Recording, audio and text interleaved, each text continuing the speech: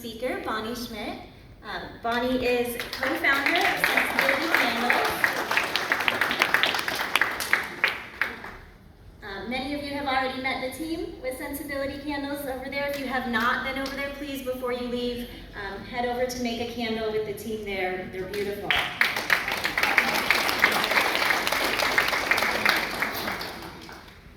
So in 2009, Bonnie and her colleague Denise Anderson created ScentsAbility Candles to empower their daughters and other individuals with intellectual and developmental disabilities upon leaving high school.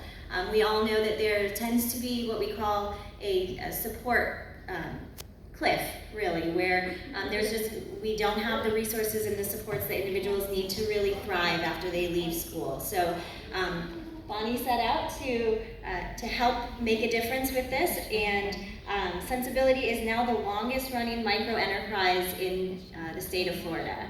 So it's been quite a journey for Bonnie. They've been honored with a congressional proclamation and by the National Candle Association as well. So Bonnie's here today to share her inspirational story in supporting her daughter and as a parent entrepreneur. So welcome, Bonnie.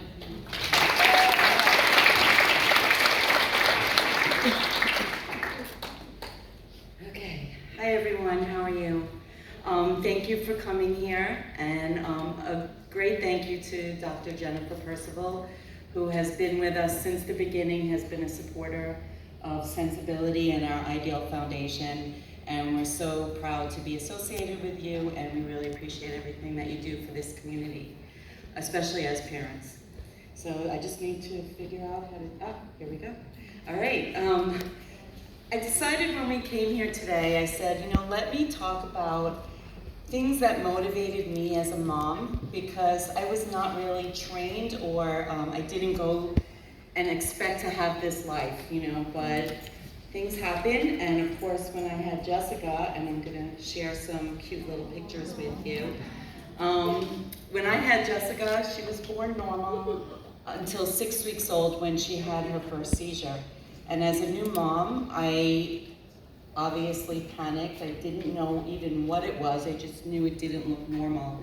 And every time she woke up, she would have this episode, and it got worse and worse. And of course, I called the doctor and was told I was a new mom and panicking, and it's a startle response. And I'm sure many parents can relate to stories like this. Finally, I realized that I am now motivated to see what's going on, and these motivational moments is what I want to talk about today. And I ended up driving Jessica around for a couple of hours till she fell asleep, and I woke her up in the doctor's office. I just barged in and woke her up, and of course the doctor saw that she was having a seizure. And of course the panic then set in on his end, rushed us to the hospital, doctors, blood work, it was just like ridiculous what was going on, and it was a very sad moment for me, but it empowered me to say, this little girl needs me to be her advocate, because she obviously can't help herself. And we spent about a month in the hospital, believe it or not. They could not find what was wrong, but they knew that there was something going on in her blood work with high ammonia levels. And basically I was told, and this is the hard part, at 6 weeks old, I was told that Jessica would probably never walk, never talk, and that I should just consider putting her in an institution and starting my life over. Well, for those of you that are moms and dads, that's not words that you want to hear. And my dad was with me at the time, and he said, first motivational moment, maybe they're wrong. And that just stuck with me. And Jessica is now 40 years old. She's over there. Everybody knows her as the loving hugger. And,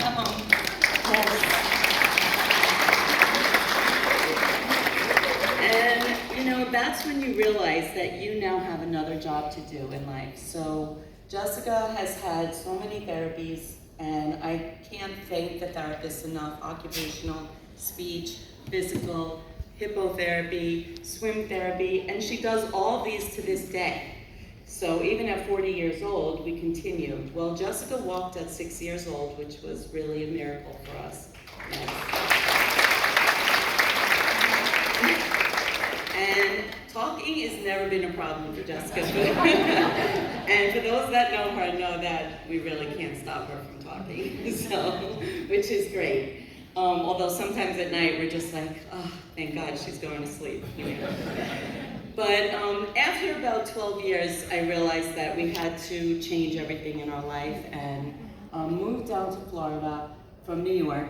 And Jessica was having a really hard time in the cold, putting on so many jackets, as people with intellectual and developmental disabilities just have trouble with all of that stuff. So moved to Florida for a new start, and it really just changed her, and she became just very outgoing. She's extremely social. So I'm so blessed to say that she had a wonderful experience moving here to Florida. Even though the education was rough, she became the first ESE student at the Coral Springs Charter School, which I had to fight again for her, and basically create the program for her, send her with a teacher. But she was there from middle to high school, so it was a worthwhile investment. And she really showed them, and now they actually have an amazing program at Coral Springs Charter, and the principal has a son with autism, and he was the coach when she was there. And he always says that Jessica was like the start of this whole program, which is really wonderful. And we've developed relationships over the years, and everything was going great until the day she graduated at 22. And as you all know, that's the desperate day of what is going to happen next. And it was extremely difficult because she would say, "What are we doing today?" And every day I used to have a plan, and now I have no plan. So it was very difficult. My husband, John, I give him a lot of credit because he came up with this idea that we had to do something, start a business, figure out a way that both I can work with her because she needed 24/7 care, and that she could participate as well. And we started with a very small grant from vocational rehab, which I'm very grateful for. It got us into the space of what we were doing. And we thought we were just the best candle makers in the world. The first candles we were so proud of that if I looked at them today I would be embarrassed because we have learned so much over the years. But it was okay. It was a great art form. It's multisensory. You have beautiful smells, you have colors, you have being able to use your motor skills, your fine motor, your gross motor, and it really fit the need. And we were looking for a business that would sell consumable products so that it would keep going. So the candle business really became the start of our journey towards what we're doing now. The very best thing is to find people in your life that create your tribe. And for a parent with a child with disabilities, it's very difficult. From the moment I had her, friends just disappeared. You know, I had no time because I was driving back and forth with therapies and everything else. So there really were no friends in my life. And I say that, you know, I used to make a joke like friends of the friendless from the Lucy show, like that was me, you know? And one day, I met someone named Denise Anderson, and she came in to talk to me and she said, "Listen, you and I are gonna be best friends." And I said, "Oh no, I don't do friends. I don't have friends, I don't do friends, I'm not interested." Well, that was a long time ago, and I will say, Denise is my best friend.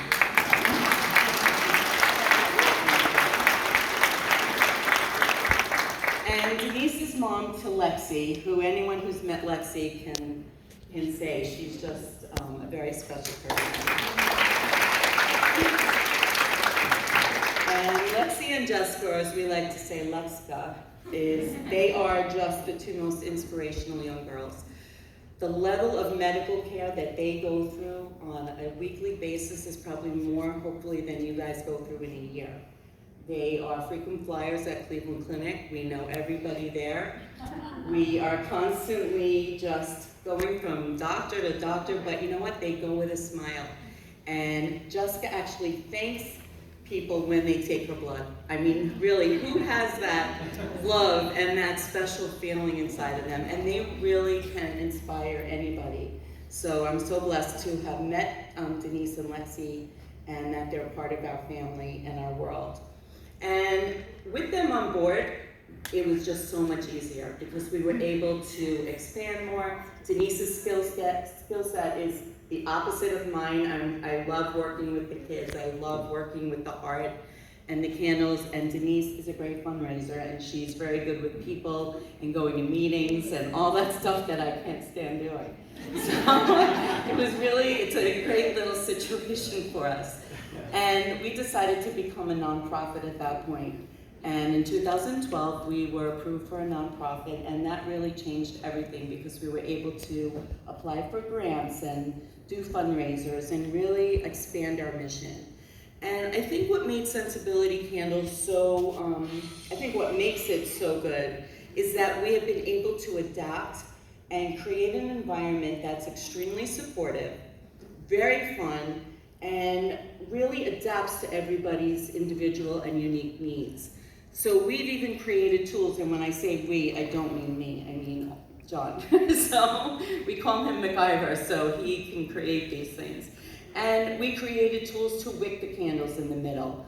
We realized pouring out of a big pot was very difficult, so one day at a Chinese restaurant, Jessica started pouring tea, and we said, there we go, teapots. So everything we adapted, and to this day, even Kari, who's here today, oh, there he is, he was paralyzed from a stroke when he was an infant, and we had to create something that allowed him to be able to wick candles. And we did, and now Kari can wick candles with one hand. So it's really important to understand that our kids these kids with IDD can do anything. It's just a matter of adapting and changing your expectations about time limits and changing the tools that we use. There are so many household tools that we use in the candle shop.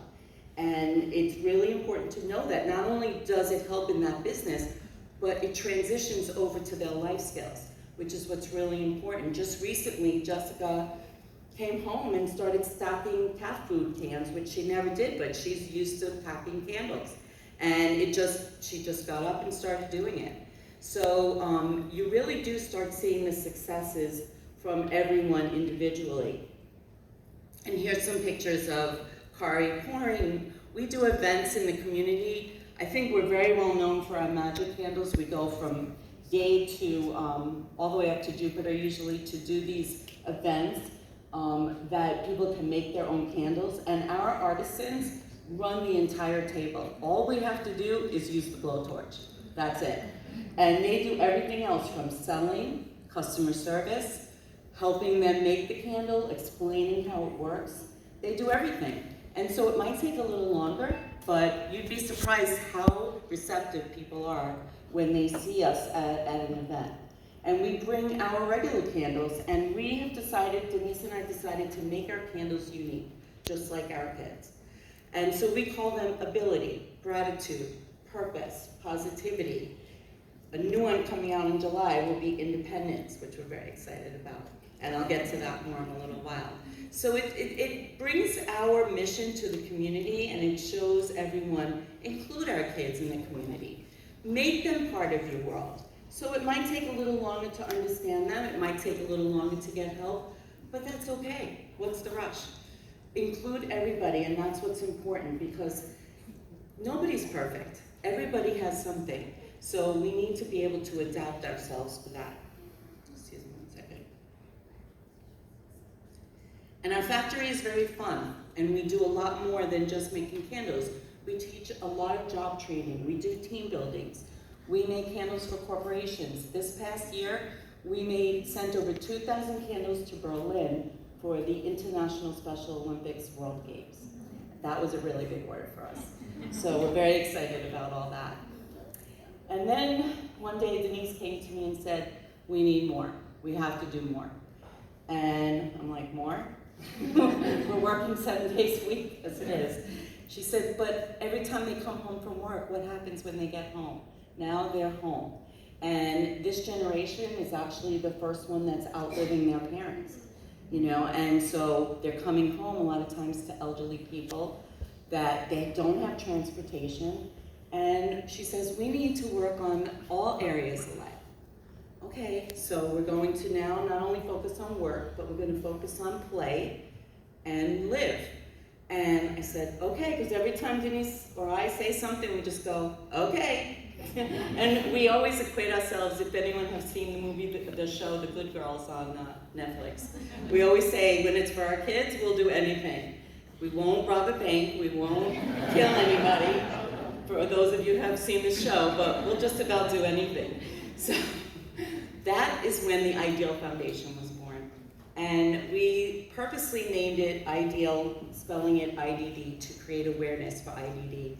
And ideal is such a wonderful word to be used for so many things. And then we just became the Ideal Foundation, and now we have to create pillars: work, live, and play. Well, work we had. Play was easy because we have always had great fun and we always do social activities. The hardest part is live. As you know, everyone in this room is probably aware the housing crisis for this population is nationwide, it's probably worldwide, but it's very difficult. What happens when we know we're no longer going to be here? And as a parent of someone with intellectual disabilities, that is my first waking thought of the day, as I'm sure everybody who is a parent, even with a typical child, thinks about their children. But our children cannot care for themselves. So what's going to happen? And our original plan was just, well, we're just going to take my house, we'll bring the girls in, we'll get some people to take care of them, and we'll just figure it out. But that was very isolating in its own way. We really had the vision and the dream to build a community. But we didn't have the money and we didn't have the know-how. And one amazing day, we did a team building for the Pulte Family Charitable Foundation from Boca. And Nancy Pulte, who is just a wonderful woman, and she listened to every single one of our dreams and goals, including all of our members telling her they want to move out, they can't stand living with their parents anymore, they want to have a life, they want to be independent. And 2 days later, Nancy called Denise and I and said, we're going to help you build that community. That is a moment that will never be forgotten in our world. That's like winning the lotto 10 times over. Because now we felt that we had people in our world that understood the problem and that were willing to do something about it. And I want to tell you that that was the most inspiring moment for both of us. We both screamed, we jumped up and down like, what do we do next? What do we do next? And that was a couple of years ago. And I want to share with you that they made the Live Pillar come to reality. And we are in the process right now of building the Ideal Place. That is going to be the name of this community. And I wanted to show you, this is basically a rendering of what it's going to look like. We had a lot of help along the way. We spoke to so many people in the existing communities that do exist up in Florida. Florida is a very, there's only 5 communities that help maybe 500 adults with intellectual disabilities. That's not enough. And Palm Beach County, 0. Broward County, 0. Dade County has 1 that is in the process right now, but a much different model than what we were looking at. And Nancy brought us to a place in Alpharetta, Georgia called Champion's Place that her nephew actually lived in. And both Denise and I, when we went there, we said, this is it. It's like a home. It looks like a home. It's a beautiful space where our children could not only be taken care of, but they will live. They will live a wonderful life. And we were so excited when we were there, and Nancy and the Pulte team came up with a plan, and we're very blessed to have 2 of our Pulte reps here, Jeff Bookstein and Margarita. This team has worked tirelessly for the last 2 years, I would say, to raise the money. We have to build, to make the architectural plans, things that we know nothing about. And if you know anything about this population, they need to have support. So this is going to be an independent community, which is very important, but with third-party supports. That means the families will provide the supports, but they will live independently. And if you can see the floor plan, is 6 3-bedroom units under one roof. So they will have roommates, but they will have their own room, their own bathroom. Things that are really important that they have, their own space, their own exit if they want to go out. They will also have a common area so that it's really important that they have the ability to be with their friends. Movie night, socials, this can be a central hub for, it's going to be, by the way, in Lake Worth, in unincorporated Palm Beach.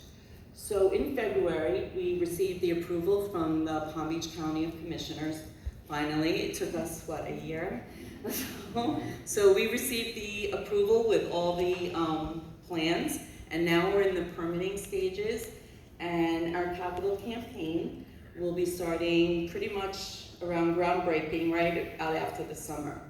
But I do have some exciting news that only that table knows so far today. Just last night, we were told that the governor signed the budget and that we have a line item on there for the Ideal Place for $1 million.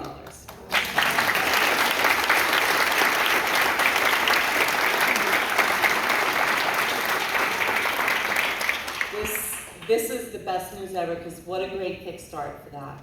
And what I want to express to everybody here is that the Pulte Family Charitable Foundation not only is working with us, but they have become so engaged and embraced this mission so much that they have decided to continue on this path. And after the Ideal Place is complete, they will be doing additional communities for this population in Palm Beach, and I don't know if I think it's Palm Beach. So this is a very, very exciting news because no foundation has ever done this before, because it's not a moneymaker. Our kids don't make money, they cost money. So we know that for real. So this is so exciting, and we hope that everyone will continue to engage with us, follow our journey, because this will be the very first of its kind community in Palm Beach County. And it's so, so important because we need to have so many more. It's really, really important. So we appreciate everything that has been done for us. And isn't that going to be a beautiful place for them to live? And then they'll still work, and definitely a lot of playing, right guys? Yeah, a lot of playing. So how to get involved? We do team buildings, we do corporate gifting, we do fundraisers, and basically you just have to call us and ask how you want to get involved. Be part of our journey, be part of this path. It's very motivating. I feel like for me, this gave me a different life than I expected, but it's become my purpose in life as well. And I really honor both Jessica and Lexi for being such amazing partners in this, and for being so strong and just so beautiful. They're beautiful humans, they really are. And I'm so grateful to Denise and to John for giving us this space, to give me support all the time. It's not an easy life, as Dr. Scott said. You know, being a parent of someone with disabilities is very difficult, challenging. I might have had a little bit of a panic attack last night, and you know, it's just that type of thing. And thank God I have a small support system, but extremely supportive. And I really appreciate all of you professionals, because we couldn't do it without you. We need your support. Our children need your support. So thank you again, and I hope you enjoyed hearing about my journey.